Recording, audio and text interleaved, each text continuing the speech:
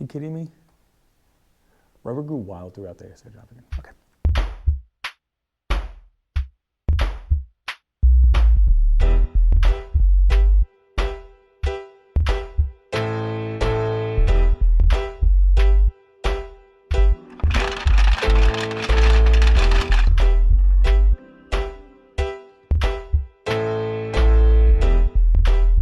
Hey everyone, so welcome back to your Global 9 history class. This is going to be the third and final lesson for your Imperialism unit.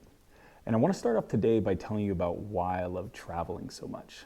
It's just something so profound about finding yourself in a place that's just where everything around you, the people, the language, the natural environment are just so radically different from what you might find at home.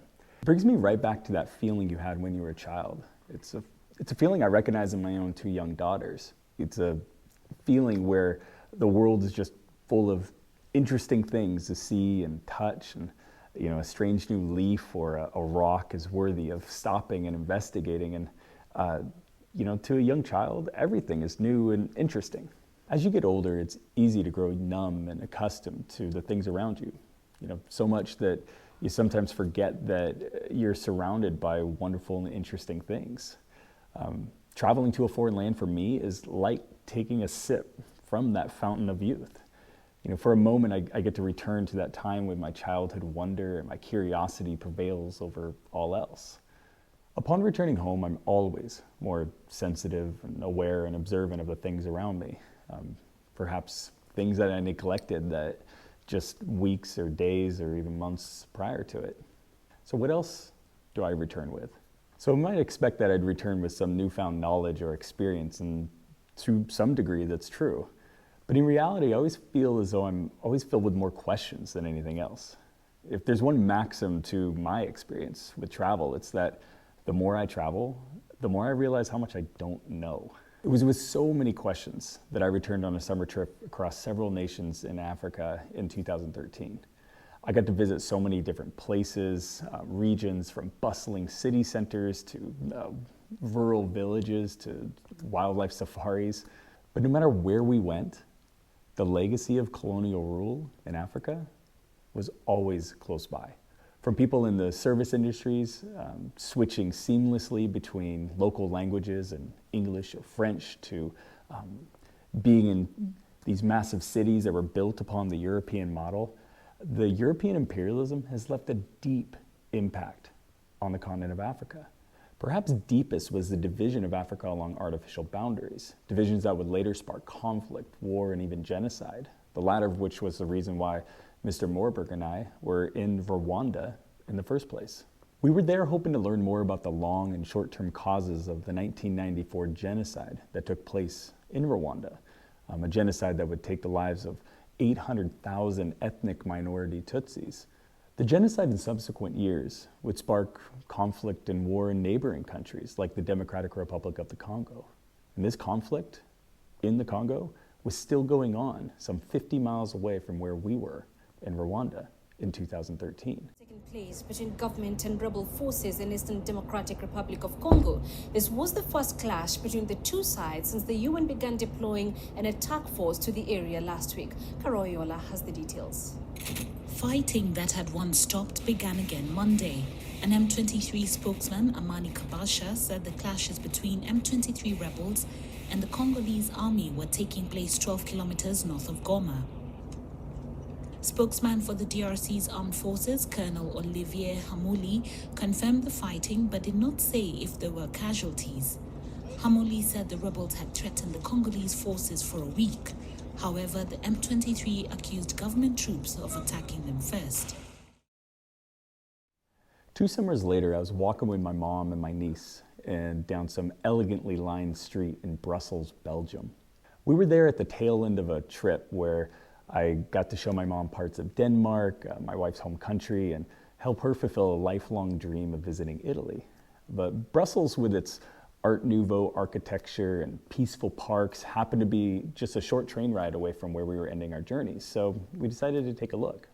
And like I said, it was a beautiful city with park after park, stunning monuments, and lots of tributes to a guy named King Leopold II, who's also known as the Builder King.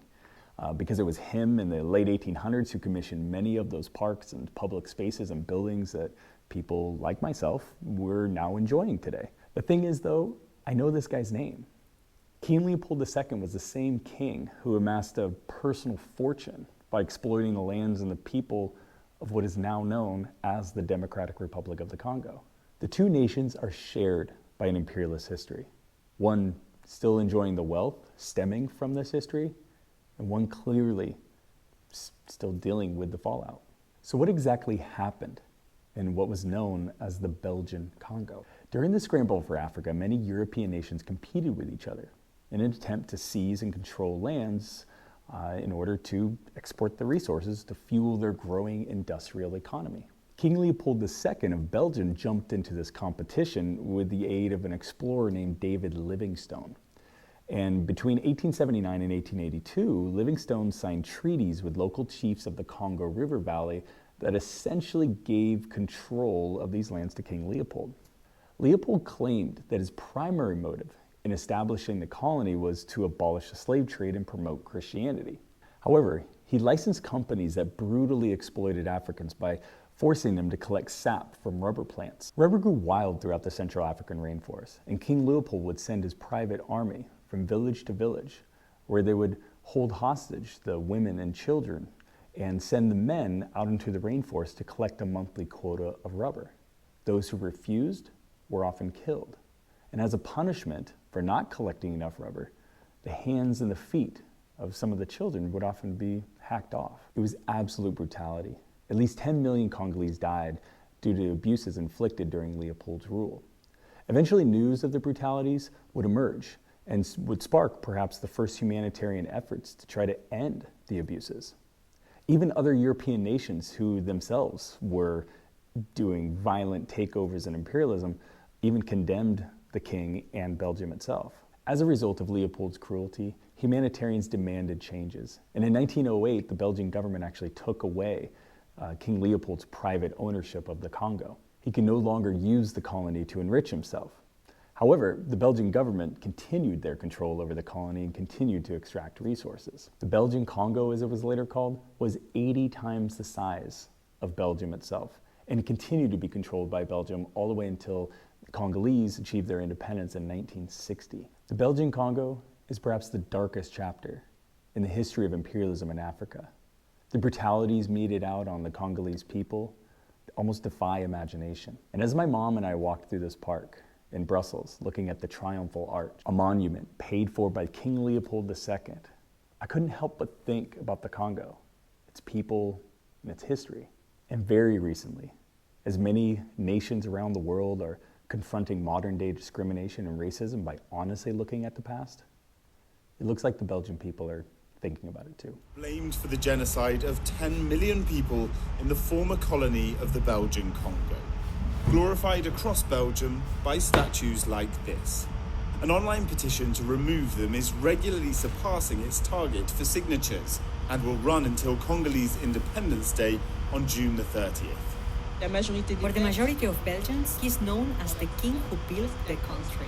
But Belgium was constructed in large part by money which was stolen from the people of the Congo. Anti-racism organizations also call for financial reparations to be paid to the Democratic Republic of Congo, which suffered under bloody Belgian rule between 1908 and 1960.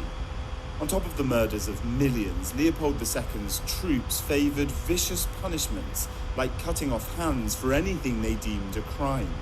In the city of Ghent, a Leopold bust has been defaced with the final words of Black Lives Matter figurehead George Floyd, "I can't breathe." Streets and tram stops all over Belgium are named after the former king.